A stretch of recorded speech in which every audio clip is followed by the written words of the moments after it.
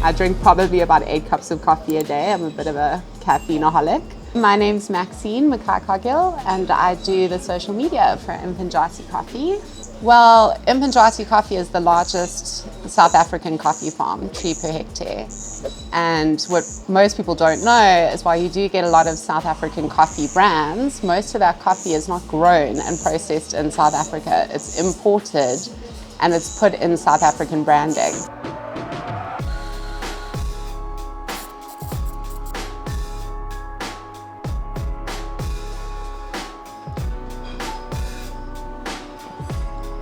So the brand was, or the coffee farm was established around about 4 years ago. The owner, Desmond Wichmann, decided to start planting coffee. You know, the general consensus was that coffee wouldn't really grow on the coast over here due to the climate and so on.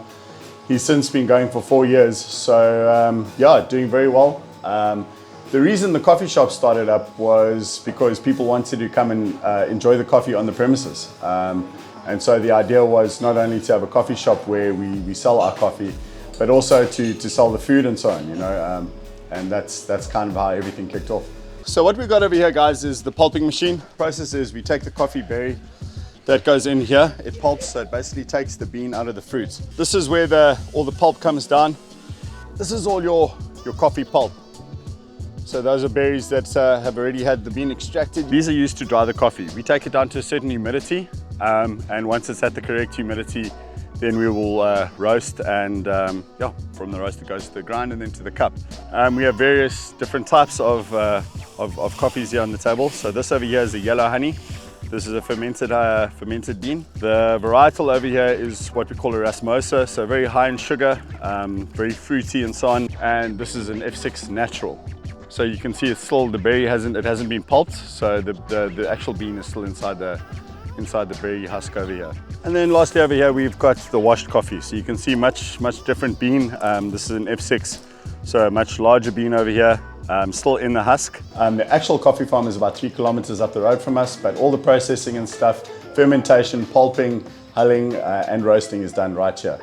This is our hulling machine. So I'm going to turn this on quickly, guys. It's going to make a bit of a noise, but you're going to see what it does. So it literally removes the bean from the husk.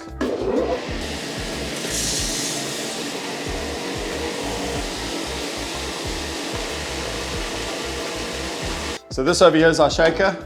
This basically separates then the lighter material from the heavier material. Good beans from bad beans, really. The heavier beans will go onto the right, and the lighter chaff and so on will go down onto the left and through the center over here.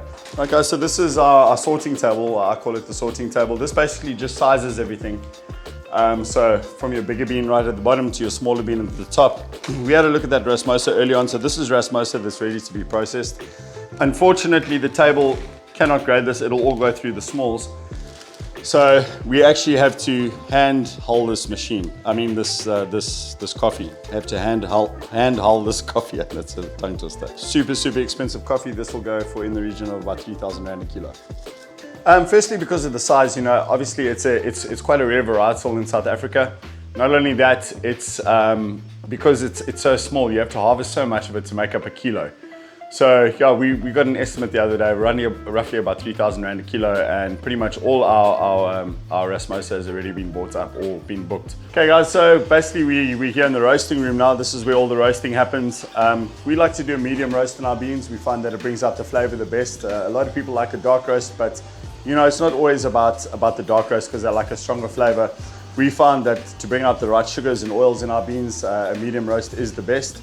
If you look over here, you can actually see we're at a point now which we call cinnamon. So when the beans start turning a cinnamon color, we've actually got a sampler over here. So from cinnamon, you get your first crack. Your first crack it actually makes it sound like a popcorn.